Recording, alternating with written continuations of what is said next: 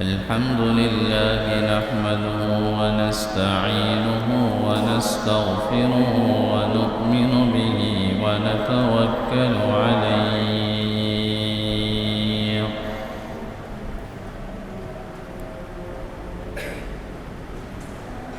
ونعوذ بالله من شرور أنفسنا ومن سيئات أعمالنا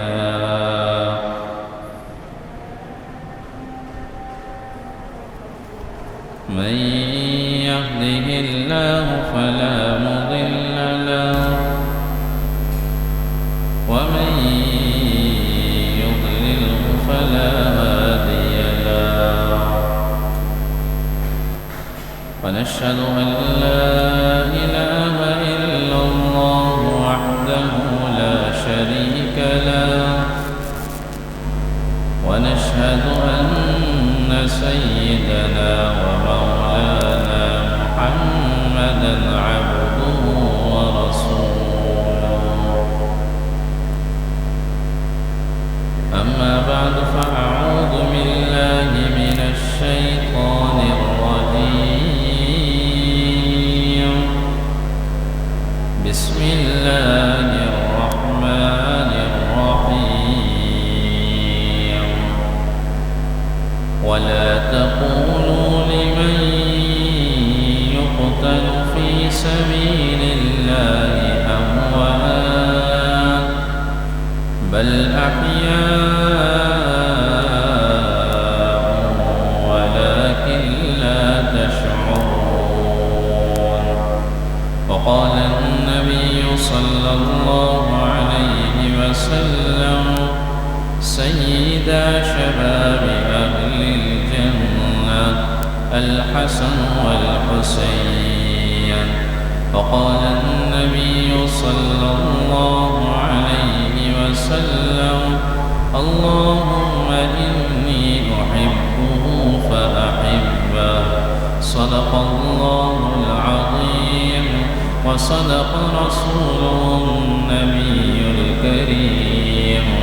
ونحن على ذلك لمن الشاهدين والشاكرين والحمد لله رب العالمين اللهم صل على سيدنا محمد وعلى آل سيدنا محمد وبارك وسلم اللهم صل على سيدنا محمد وعلى آل سيدنا محمد وبارك وسلم گرامی قدر حاضرین سامعین آج 11 محرم بمطابق 1443 ہے محرم الحرام کا مہینہ، اس کا مطلب احترام والا مہینہ۔ اس مہینے کی جو حرمت تھی، عظمت تھی، وہ اسلام کے آنے سے پہلے زمانے جاہلیت میں بھی تھی، اور 4 مہینوں کو بڑے احترام والے مہینوں کی نگاہوں سے وہ دیکھتے تھے۔ اس میں سے ایک ذی الحجہ کا مہینہ تھا، ذی قعدہ کا مہینہ تھا، رجب کا مہینہ تھا اور محرم کا مہینہ تھا۔ ان 4 مہینوں میں نہ وہ قتال کرتے تھے، ان 4 مہینوں میں آپس کی لڑائیوں کو روک دیتے تھے۔ پھر اسلام کے آنے کے بعد اس مہینے میں کچھ ایسے واقعات رونما ہوئے جن کی وجہ سے اس مہینے کی حرمت اور بڑھ گئی۔ یکم محرم الحرام کو حضرت سیدنا عمر بن خطاب رضی اللہ تعالیٰ عنہ کی شہادت، اور 10 محرم الحرام کو حضرت سیدنا حسین رضی اللہ تعالیٰ عنہ کی شہادت سن 61 ہجری میں یہ واقعہ پیش آیا۔ پس منظر میں اگر آپ غور کیجئے کہ جب اسلام پھیلتا گیا سن 611 عیسوی میں جناب رسول اللہ صلی اللہ علیہ وسلم کو اللہ نے نبوت دی، تو 13 سال مکہ مکرمہ اور 10 سال مدینہ منورہ میں آپ قیام پذیر ہوئے۔ جب آپ مدینہ منورہ تشریف لائے تو یہودیوں کے 3 قبیلے تھے، بنو نذیر، بنو قریظہ، بنو قینقاع۔ آپ علیہ السلام نے ان تینوں قبائل سے ایک معاہدہ کیا کہ نہ تم ہمارے خلاف لڑو گے نہ ہم تمہارے خلاف لڑیں گے، لیکن یہودیوں نے ان وعدوں کو توڑا، اور سن 3 ہجری میں جب غزوہ احد ہوا اور سن 5 ہجری میں جب غزوہ خندق ہوا تو ان یہودیوں نے پس پردہ ان مشرکین کا ساتھ دیا۔ نبی کریم صلی اللہ علیہ وسلم نے ان کو جلا وطن کیا، یہ وہاں سے خیبر تشریف لے گئے، اور سن 7 ہجری میں غزوہ خیبر پیش آیا تو وہاں سے بھی ان کو جلا وطن کر دیا گیا، اور اس کے ساتھ انہوں نے ایک اور سازش کی کہ نبی کریم علیہ السلام کو نعوذ باللہ جان سے مارا جائے، تو آپ کے بلایا کہ آپ سے ایک فیصلہ کروانا ہے۔ اللہ کے نبی صلی اللہ علیہ وسلم تشریف لے جا رہے تھے، انہوں نے ایک جگہ انتظام کیا تھا کہ یہاں سے پتھر گرائیں گے۔ نبی کریم صلی اللہ علیہ وسلم کو اللہ نے اطلاع دی، آپ وہیں سے مڑ گئے۔ خیبر کے موقع پر ایک عورت نے دعوت کی، یہودی عورت نے، اور گوشت کے اندر زہر ملا دیا۔ اللہ کے نبی صلی اللہ علیہ وسلم کو اللہ نے جبرائیل علیہ السلام کے ذریعے مطلع فرمایا، تو ان کی ان سازشوں کے نتیجے میں آپ نے یہ بات فرمائی، اخرج الیہود من جزیرۃ العرب، کہ جزیرہ عرب سے ان یہودیوں کو نکال دیا جائے۔ ان یہودیوں میں ایک شخص تھا عبداللہ بن سبا، جس نے اسلام کا اور مسلمانوں کا لبادہ اڑا، اور نئے نئے لوگ جو اسلام میں داخل ہو رہے تھے ان سے کہنے لگا میں مسلمان ہوں۔ اور یہ میں آپ کو قصہ بتا رہا ہوں حضرت سیدنا عثمان غنی رضی اللہ تعالیٰ عنہ کے دور کا۔ حضرت سیدنا عثمان غنی رضی اللہ تعالیٰ عنہ کا دور تھا۔ عبداللہ ابن سبا لوگوں کو ان کی خلافت کے خلاف اکساتا رہا، یہ کبھی مدینہ منورہ آتا، کبھی یہ مکہ جاتا، یہاں تک کہ یہ کوفہ اور بغداد چلا گیا، اور وہاں کے لوگوں کو بھی اکسایا کہ اصل خلافت کا حق حضرت علی رضی اللہ تعالیٰ عنہ کو ہے، اور انہوں نے اس خلافت کے مسند پر نعوذ باللہ قبضہ کیا ہوا ہے، لہٰذا آپ لوگ میرے ساتھ کھڑے ہوں۔ تو عبداللہ ابن سبا کے اس فتنے کے نتیجے میں ایک لشکر مدینہ منورہ کی طرف آیا، اور آنے کے بعد حضرت عثمان غنی رضی اللہ تعالیٰ عنہ سے کہنے لگا کہ آپ اس خلافت سے دستبردار ہو جائیے۔ حضرت عثمان غنی رضی اللہ تعالیٰ عنہ نے فرمایا کہ میں اس خلافت سے دستبردار نہیں ہوتا، مجھے نبی کریم صلی اللہ علیہ وسلم نے پہلے یہ پیشن گوئی فرما دی ہے کہ اے عثمان، لوگ آپ سے خلافت کے اس چادر کو ہٹانے کی کوشش کریں گے لیکن آپ اسے مت ہٹانا، آپ اسی طرح قائم دائم رہنا۔ حضرت عثمان غنی رضی اللہ تعالیٰ عنہ اسی طرح قائم دائم رہے، اور یہ لشکر سن 35 ہجری میں مدینہ منورہ میں داخل ہوا تھا۔ حضرت عثمان غنی رضی اللہ تعالیٰ عنہ کے دور کے آخری ایام تھے، اور پھر انہی لوگوں کے اس بغاوت کے نتیجے میں انہوں نے 42-40 دن تک پانی بند کروایا، اور انہی کے بغاوت کے نتیجے میں حضرت عثمان غنی رضی اللہ تعالیٰ عنہ کو شہید کیا گیا۔ حضرت عثمان غنی رضی اللہ تعالیٰ عنہ کی شہادت کے بعد حضرت علی المرتضیٰ رضی اللہ تعالیٰ عنہ خلافت کے مسند پر آئے سن 35 ہجری میں، اور 4 سال 6 ماہ حضرت علی رضی اللہ تعالیٰ عنہ اس مسند پر جو ہے وہ خلیفہ بنے۔ سن 40 ہجری میں 21 رمضان المبارک کو عبد الرحمن ابن ملجم آپ فجر کی نماز پڑھانے کے لیے تشریف لا رہے تھے۔ عبد الرحمن ابن ملجم ایک جگہ چھپا ہوا تھا، اور انہوں نے آپ پر تلواروں کے وار کیے۔ حضرت علی رضی اللہ تعالیٰ عنہ نے اس زخمی ہونے کی حالت میں بھی اپنے بیٹے سے فرمایا کہ اگر میں اس زخم میں شہید ہو جاؤں پھر تو آپ بدلہ لینا، اور اگر اس زخم میں شہید نہ ہو تو پھر آپ بدلہ نہیں لیں گے۔ حضرت علی رضی اللہ تعالیٰ عنہ نے اپنے بعد یہ وصیت کی کہ میرے بعد میرا بیٹا حضرت حسن رضی اللہ تعالیٰ عنہ خلیفہ بنیں گے۔ یہاں پر حضرت حسن رضی اللہ تعالیٰ عنہ مدینہ منورہ میں خلیفہ بنے، اور وہاں پر جو شام کی صورتحال تھی، کوفہ اور بغداد کی صورتحال تھی، وہ بدل تھی۔ وہاں پر بنو امیہ کے معاویہ رضی اللہ تعالیٰ عنہ نے خلافت کا اعلان کر دیا۔ جب وہاں پر معاویہ رضی اللہ تعالیٰ عنہ کے خلافت کا اعلان کر دیا تو خلافت کے اعلان کے بعد اب ظاہر ہے مسلمان دو ٹکڑوں میں ہو گئے، ایک طرف حسن رضی اللہ تعالیٰ عنہ اور ایک طرف معاویہ رضی اللہ تعالیٰ عنہ۔ نبی کریم صلی اللہ علیہ وسلم نے اپنے نواسے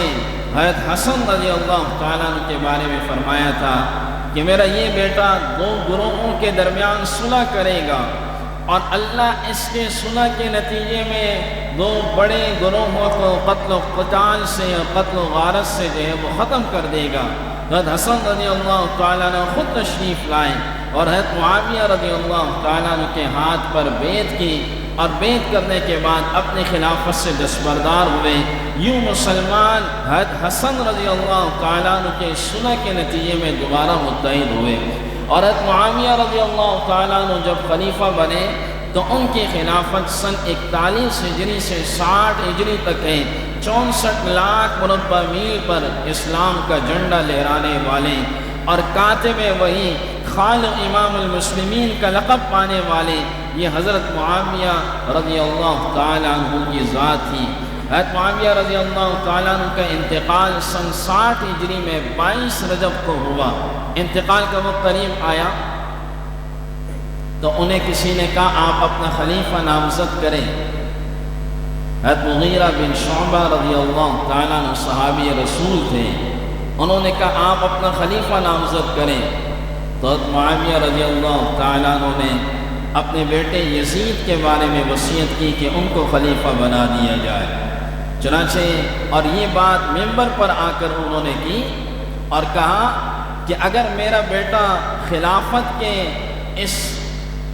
اچھے مسند کا اہل رہا تو لوگوں سے کہا دعا کرو یا اللہ اس کی حکومت کو پھر قائم دائم کر دا،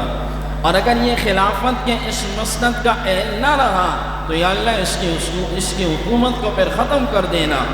اور اس کے بعد ان کا انتقال ہوا۔ انتقال کے بعد یزید ان کا خلیفہ بنا، اور خلیفہ بننے کے بعد یزید کے بارے میں یہ بات مشہور تھی کہ یزید صوم و صلاۃ کا پابند تھا، اور اس نے اپنے وقت کے گورنروں کو ایک خط لکھا، اور اس خط کے اندر اس نے کہا کہ میرے بارے میں تمام امت مسلمہ کے لوگوں کو جمع کیا جائے اور ان سے کہا جائے کہ وہ مجھ سے بیعت لیں۔ چنانچہ انہوں نے یہ خط روانہ کیے اور قریب کے تمام گورنروں نے لوگوں سے بیعت لینی شروع کی۔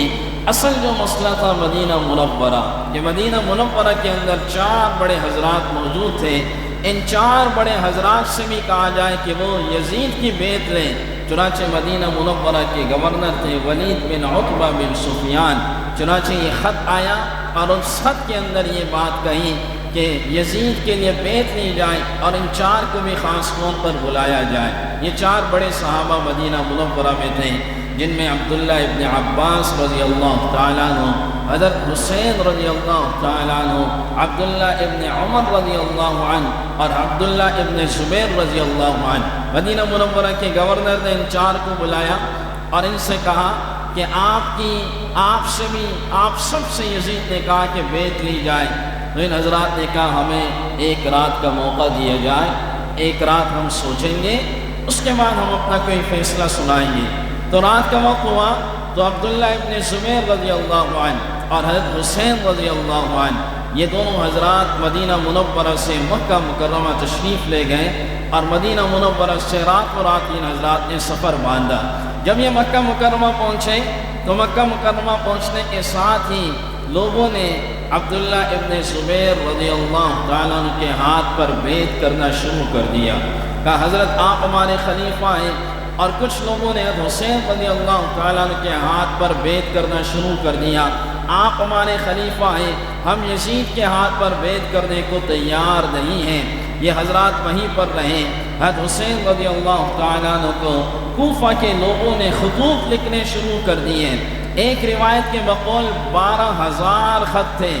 کوفہ کے لوگوں نے 12,000 خط بھیجے۔ ایک روایت کے بقول بوریوں کے اندر یہ خط آتے تھے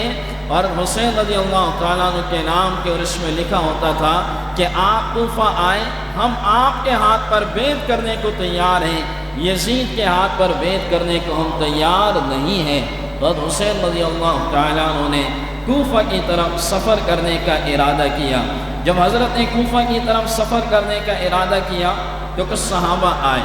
اور انہوں نے روکا۔ عبداللہ ابن عباس رضی اللہ تعالیٰ عنہ نے روکا اور کہنے لگے حضرت یہ بڑے غدار لوگ ہیں،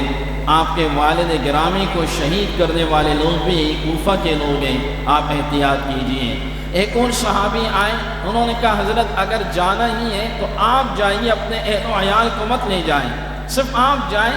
اپنے اہل و عیال کو مت لے جائیں۔ ایک اور صحابی نے مشورہ دیا کہ آپ وہاں کے احوال کے لیے کسی کو بھیجیے، پہلے وہ وہاں کے احوال دیکھیں پھر اس کے بعد آپ جائیے، ویسے مت جائیں۔ حضرت حسین رضی اللہ تعالیٰ عنہ کو ان کا یہ مشورہ پسند آیا اور مسلم ابن عقیل جو آپ کے چچزاد بھائی تھے، حضرت حسین رضی اللہ تعالیٰ عنہ نے ان کو مکہ سے کوفہ کی طرف روانہ کیا۔ جب یہ کوفہ پہنچے، حضرت عقیل کے بیٹے مسلم رضی اللہ عنہ تو کوفہ کے لوگوں نے استقبال کیا اور خوب استقبال کیا، یہاں تک کہ ایک روایت کے بقول کہ 18,000 لوگوں نے ان کے ہاتھ پر بیعت کی۔ 18,000 لوگوں نے جب ان کا خوب استقبال کیا اور ان سے کہنے لگے کہ آپ آل رسول سے بھی کہیں، حضرت حسین رضی اللہ عنہ سے کہیں کہ وہ آئیں،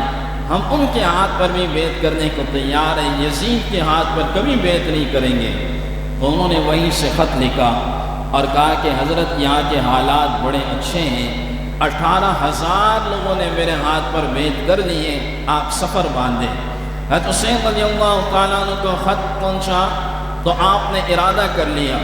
اور 150 کے قریب، بعض روایت میں 150 سے اوپر کا ذکر آتا ہے، لیکن بہرحال 150 کے قریب آپ کے ساتھ یہ پورے آل رسول کا قافلہ تھا، جس میں سے 40 سواریاں تھیں اور باقی سب پیدل تھے اور ہتھیار موجود نہیں تھے، اس لیے کہ یہ سب بیعت کی نیت سے آ رہے تھے، کوئی لڑائی کی نیت سے تو نہیں آ رہے تھے۔ اور یہاں سے یزید کو جب یہ بات پتہ چلی کہ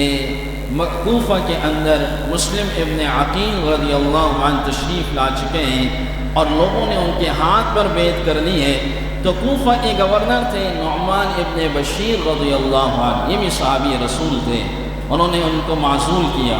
اور کہا آپ ہٹ جائیں، اور انہوں نے ان کے بدلے عبید اللہ ابن زیاد جو ایک ظالم تھا، ایک زانی تھا، ایک شرابی تھا، انہیں بھیجا کہ آج سے ہی کوفہ کے گورنر ہیں۔ عبید اللہ بن زیاد آیا اور لوگوں سے کہا کہ سب سے میرے ہاتھ پر بیعت لی جائے، کسی اور کے ہاتھ پر بیعت نہ لی جائے۔ عبید اللہ ابن زیاد آیا، نقاب پہن کر آیا، نقاب پہن کے آیا، اور جیسے کوفہ میں داخل ہوا تو پہلے اس نے بازار کا چکر لگایا اور لگانے کے بعد اس نے ایک جگہ کھڑے ہو کے کہا لوگوں میں اس وقت کوفہ کا نیا گورنر بن کے آیا ہوں، اور جس شخص نے بھی اگر میرے ہاتھ میں بیعت نہ کی تو اسی وقت ان کو قتل کر دیا جائے گا۔ اب یہ 18,000 لوگ تھے، تو ایک روایت میں ایک نماز میں 18,000 ہوئے، پھر مسلم بن عقیل دوسری نماز ظہر کی پڑھانے لگے تو 12,000، پھر عصر کی نماز پڑھانے لگے تو 6,000، اور پھر جب مغرب کی نماز پڑھانے لگے تو صرف 4 بندے موجود تھے، باقی سب کے سب جو اپنے وعدوں سے پھر گئے۔ یہ 18 کے 18,000 اپنے وعدوں سے پھر گئے۔ مسلم ابن عقیل رضی اللہ تعالیٰ عنہ نے ان لوگوں کی یہ وعدہ خلافی دیکھی تو مسلم ابن عقیل رضی اللہ تعالیٰ عنہ نے پناہ لی تھی ہانی ابن عروہ کے گھر میں، تو عبید اللہ ابن زیاد نے ہانی ابن عروہ کو بھی شہید کیا اور حضرت مسلم ابن عقیل رضی اللہ تعالیٰ عنہ کو بھی شہید کیا۔ شہادت سے پہلے انہوں نے خط لکھا تو حسین رضی اللہ تعالیٰ عنہ کے نام، اور انہیں دوبارہ اس صورتحال سے آگاہ کیا کہ آپ مت آئیں، یہاں کی صورتحال مختلف ہو چکی ہے۔ حضرت حسین رضی اللہ تعالیٰ عنہ سفر کا ارادہ باندھ چکے تھے اور قادسیہ کے مقام پہ پہنچے تو یہ خط ان کے پاس پہنچا جس میں مسلم ابن عقیل رضی اللہ تعالیٰ عنہ نے سفر کرنے سے انہیں منع کیا۔ جب انہوں نے وہ خط دیکھا اور ان کے یہ بات بھی پتہ چلی کہ مسلم ابن عقیل رضی اللہ عنہ کو بھی شہید کر دیا ہے، انہوں نے اپنے آل رسول سے پوچھا کہ کیا کیا جائے۔ تو مسلم ابن عقیل رضی اللہ تعالیٰ عنہ کے بیٹے تھے، کہنے لگے ہم تو اپنے والد کا قصاص لیں گے، ہم تو نہیں چھوڑیں گے، ہمارے والد کو ظلماً شہید کیا، ہم تو ان کا قصاص لیں گے۔ تو حسین رضی اللہ تعالیٰ عنہ ان کے قصاص کی نیت سے اور بات چیت کی نیت سے کوفہ کی طرف اپنے سفر کو انہوں نے جاری رکھا۔ جب کوفہ آئے تو عبید اللہ ابن زیاد نے 4000 کا لشکر تیار کیا تھا، اور 4000 کے لشکر کو کوفہ سے باہر رکھا کہ ان میں سے کسی کو بھی جو ہے اندر داخل ہونے نہ دیا جائے۔ یہ کربلا کے قریب کا مقام تھا۔ جب حسین رضی اللہ تعالیٰ عنہ پہنچے اور انہوں نے اس نے بڑے لشکر کو دیکھا تو سمجھ گئے کہ یہ حضرات لڑنے کی نیت سے آئے ہوئے ہیں۔ تو حضرت حسین رضی اللہ تعالیٰ عنہ نے 3 باتیں رکھی کہ 3 باتوں میں سے کوئی ایک بات میرے لیے چن لی جائے، یا تو مجھے واپس مدینہ منورہ ہمیں جانے دیا جائے، یا دوسری بات کی یزید سے ہمیں سامنا کرا دو، ہم ان سے بات چیت کر لیتے ہیں، اور تیسری بات یا کسی اسلامی سرحد پر ہمیں لے جایا جائے، وہاں چھوڑ دیا جائے، ہم لڑائی کی نیت سے نہیں آئے ہوئے ہیں، نہ لڑنا چاہتے ہیں، نہ ہمارے پاس کوئی اسلحہ ساز و سامان موجود ہے۔ لیکن عبید اللہ ابن زیاد یہ بات ماننے کو تیار نہیں تھا اور کہنے لگا پہلے میرے ہاتھ پر بیعت کرو گے، اس کے بعد یزید کے ہاتھ پر بیعت ہوگی، اور آل رسول کبھی کسی زانی کے ہاتھ پر بیعت کرے یہ تو ناممکن ہے۔ حضرت حسین رضی اللہ تعالیٰ عنہ نے فرمایا کہ کبھی نہیں ہو سکتا کہ میں تمہارے ہاتھ پر بیعت کروں۔ اور اس کے بعد ایک اور شخص تھا، ذل جوشن اس کا نام تھا، وہ کہنے لگا کہ میرے ہاتھ پر بھی بیعت کی جائے گی، اس کے بعد جو ہے وہ یزید کے ہاتھ پر جو ہے وہ بیعت کی جائے گی۔ لیکن حضرت حسین رضی اللہ تعالیٰ عنہ نے انکار کیا۔ انہوں نے کہا ایسا کرو، یہ ان کے پاس جو تھوڑا راشن ہے یہ ان کو کھانے دو، اس کے بعد ان کے راشن کو بند کیا جائے، کہیں سے یہ کوئی چیزیں نہ لے سکیں۔ ان کے راشن کو بند کیا گیا۔ پانی کے ایک مقام تھا، کہ پانی کے اس مقام کے راستے کو بند کیا جائے۔ چنانچہ کچھ صحابہ پانی لینے کے لیے وہاں گئے، جو جب وہ مٹکوں میں واپس لا رہے تھے انہوں نے دور سے تیر پھینکے، ان مٹکوں کو بھی توڑا اور لانے والوں کو بھی شہید کیا، کہ پانی بھی ان پر بند کیا جائے۔ حضرت حسین رضی اللہ تعالیٰ عنہ آخر تک یہ کہنے لگے کہ ہم لڑنے کے لیے نہیں آئے ہوئے ہیں، ہم یہاں پر جو آئے ہوئے ہیں وہ یہاں صلح کی نیت سے اور بات چیت کی نیت سے آئے ہوئے ہیں۔ لیکن یہ حضرات بات کرنے کو تیار نہیں تھے۔ اس میں سے جو آل رسول تھے، علماء نے لکھا حضرت حسین رضی اللہ تعالیٰ عنہ کے 2 بیٹے تھے، جن میں سے ایک کا نام علی اکبر تھا، ایک کا نام علی اصغر تھا، اور اس کے ساتھ حضرت حسن رضی اللہ تعالیٰ عنہ کے بیٹے تھے، اس میں سے ایک کا نام عثمان تھا، ایک کا نام ابو بکر تھا، ایک کا نام قاسم تھا۔ حضرت علی رضی اللہ تعالیٰ عنہ کے 6 بیٹے تھے، اندازہ لگائیے آپ ناموں سے، جو وہ 6 بیٹے دوسری اہلیوں سے تھے، جن میں سے ایک کا نام ابو بکر تھا، ایک کا نام عثمان تھا، ایک کا نام جعفر تھا، ایک کا نام حسین تھا، ایک کا نام محمد تھا، اور ایک کا نام عبداللہ۔ حضرت مسلم ابن عقیل رضی اللہ تعالیٰ عنہ کے بیٹے، ایک کا نام عبداللہ، ایک کا نام عبد الرحمن، اور ایک کا نام مسلم تھا، اور ایک کا نام محمد تھا۔ اس میں سے جو سب سے کم عمر والے تھے وہ علی اکبر تھے، جن کی 2 سال عمر تھی، 2 سال ان کی عمر تھی، اور پیاس کی وجہ سے ایسے تڑپ رہے تھے کہ ان کو پیاس لگی، تو حضرت حسین رضی اللہ تعالیٰ عنہ نے ان کے سامنے ان کو رکھا اور کہا کہ اس بچے کو پیاس لگی ہے، تمہیں اتنا ترس نہیں آ رہا، اتنے ظالم ہو چکے ہو؟ تو اتنے میں ایک شخص نے، ذل جوشن نے ایک تیر مارا اور اس بیٹے کو بھی اسی وقت شہید کر دیا۔ حضرت حسین رضی اللہ تعالیٰ عنہ کے ایک اور بھائی تھے، جو حضرت حسین رضی اللہ تعالیٰ عنہ نے اپنے ایک بھائی عباس رضی اللہ عنہ، یاد رکھیے وہ عباس نہیں ہے جو نبی کریم صلی اللہ علیہ وسلم کے چچا ہے، یہ وہ عباس نہیں ہے۔ آپ اندازہ لگائیے ناموں سے، یہ حضرات اپنے بچوں کے نام ابو بکر، عمر، عثمان، اپنے بچوں کے نام ایسے نام رکھتے تھے۔ اس سے یہ معلوم ہوتا ہے کہ ان حضرات کے دلوں میں ان خلفائے راشدین کا بغض نہیں تھا، ان حضرات کے دلوں میں ان کی کوئی دشمنی نہیں تھی، تو آپ لڑتے رہے اپنے بھائی شقا عباس سے کہ آج ابھی لڑنے کا وقت آ چکا ہے، ابھی ہم اس ظلم کے خلاف کھڑے ہوں گے، اور لڑتے رہے۔ 88 بندوں کو انہوں نے قتل کیا، ان دونوں حضرات نے۔ تاریخ کی کتابوں میں آتا ہے کہ گاجر مولی کی طرح انہوں نے بندوں کو مارا۔ ایسے اللہ نے آل رسول کو ایسی شجاعت عطا کی تھی، ایسے بہادر تھے۔ ان کے ہاتھ حضرت حسین رضی اللہ تعالیٰ عنہ نہیں آ رہے تھے، تو سنان ابن عمر نے اور ذوالجوشن نے ایک مشورہ کیا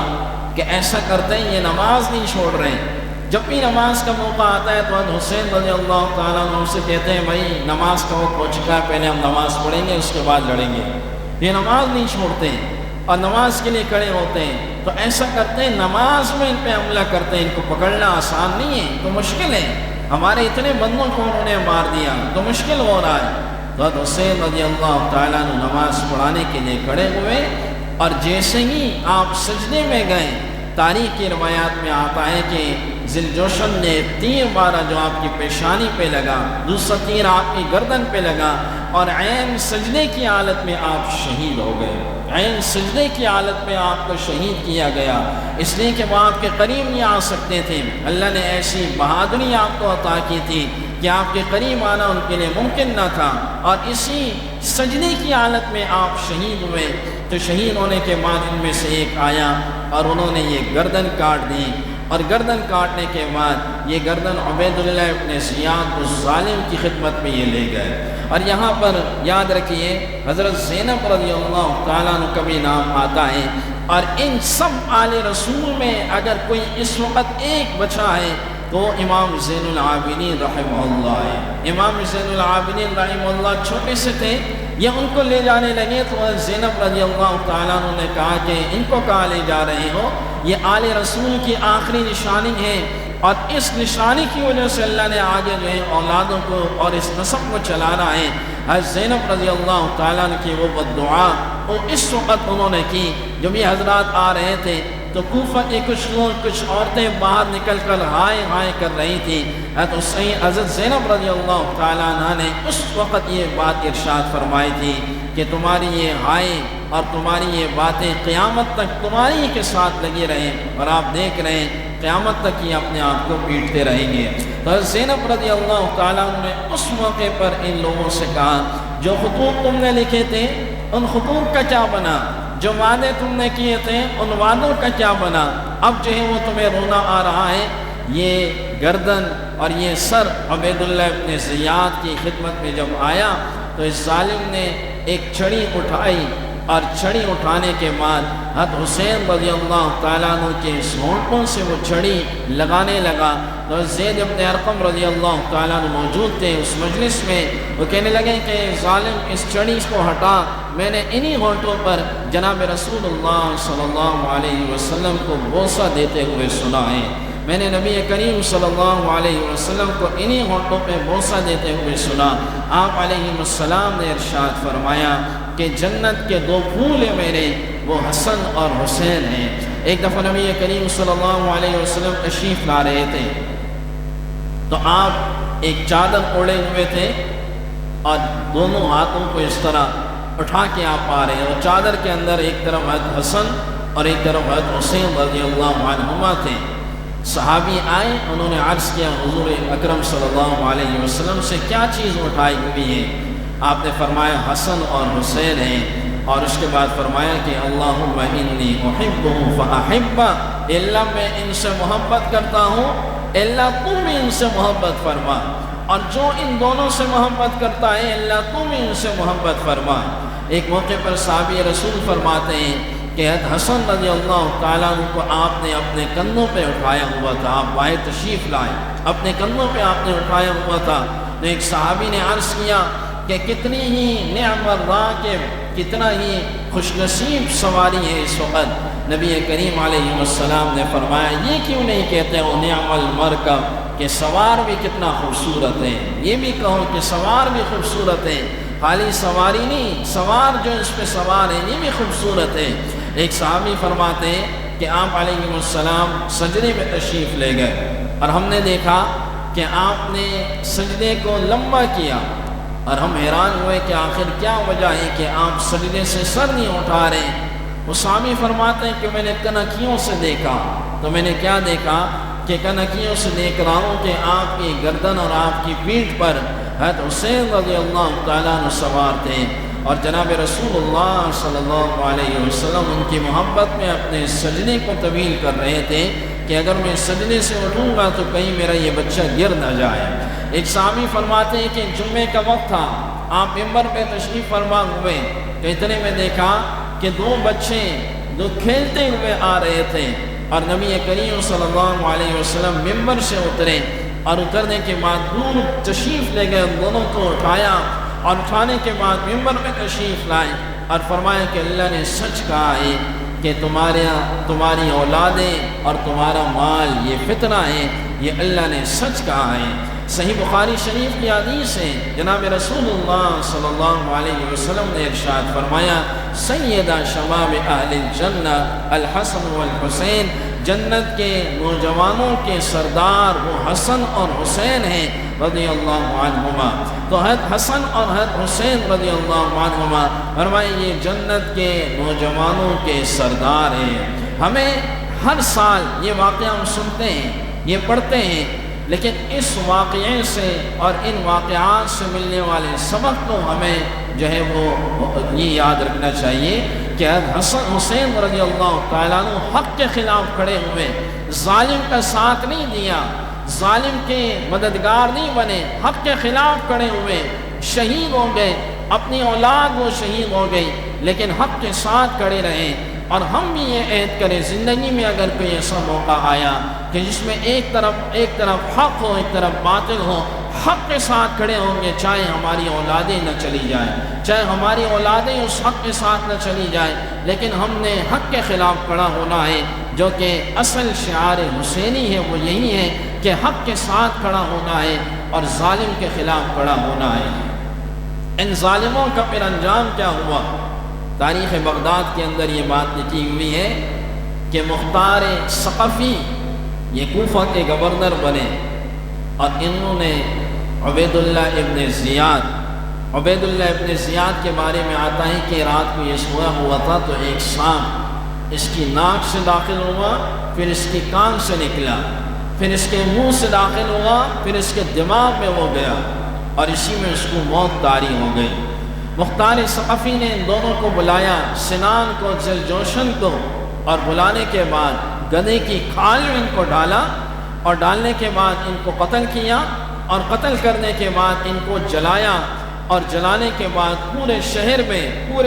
میں ان کو اسی طرح پھرایا، اور لوگوں سے یہ کہتے رہے یہ ہے وہ لوگ کہ جنہوں نے آل رسول کو قتل کیا، ایسے لوگوں کا یہی انجام ہونا چاہیے، ایسے لوگوں کا یہی انجام ہوا۔ بلکہ مختار ثقفی کے بارے میں آتا ہے کہ جتنے لوگ اس کے اندر شریک تھے ایک ایک کو چن کے انہوں نے قتل کیا، ایک ایک کو چن کے قتل کیا۔ ایک شخص کے بارے میں تاریخ بغداد کے اندر آتا ہے کہ وہ بغداد کی مسجد کے باہر بھیک مانگ رہا تھا، اور اس کے دونوں ہاتھ چھل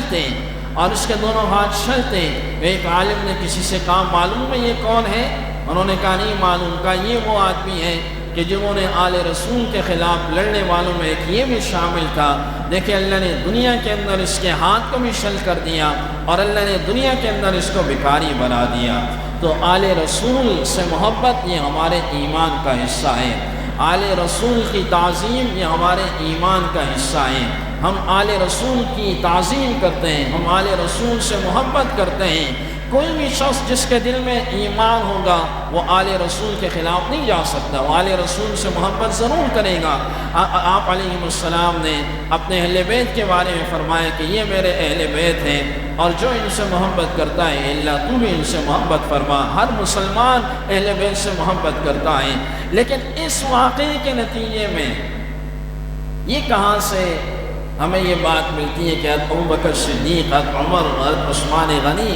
رضی اللہ عنہم کو ہم برا بلا کہیں؟ یہ 61 ہجری کا واقعہ ہے، اور ان حضرات کی شہادتیں، ان حضرات کا انتقال، حضرت ابوبکر صدیق رضی اللہ عنہ کا انتقال 13 ہجری، حضرت عمر رضی اللہ عنہ کی شہادت 24 ہجری، حضرت عثمان غنی رضی اللہ عنہ کی شہادت 35 ہجری، یعنی 30-40 سال پہلے یہ حضرات اس دنیا سے تشریف لے گئے۔ ہم اس واقعے کے نتیجے میں ان حضرات کو برا بھلا کہیں، یہ کہاں سے ثابت ہے؟ وہ تو پہلے تشریف لے گئے، ان کا اس واقعے سے کیا تعلق بنتا ہے؟ تو ایسے میں ہمیں ان باتوں کو بھی مد نظر رکھنا چاہیے۔ صحابہ جتنے بھی ہیں، یہ صحابہ اللہ نے ان سب کے بارے میں کہہ دیا رضی اللہ عنہم ورضوا عنہ، اللہ ان سب سے راضی ہو چکا۔ وَكُلًّا وَعَدَ اللَّهُ الْحُسْنَى، اللہ نے سب کے لیے ایک بہترین مقام لکھ دیا ہے۔ سارے کے سارے صحابہ کامیاب ہیں۔ کسی بھی ایک صحابی کے بارے میں دل کے اندر کوئی نفرت رکھنا یا کسی بھی ایک صحابی کے بارے میں دل میں بغض رکھنا، یہ ہمارے ایمان کو خطرے میں ڈالنے والی بات ہے، بلکہ جہنم میں لے جانے والا عمل ہے۔ اللہ رب العزت سے دعا ہے کہ اللہ رب العزت ان باتوں پر ہم سب کو عمل کی توفیق عطا فرمائے۔ وآخر دعوانا ان الحمد للہ رب العالمین۔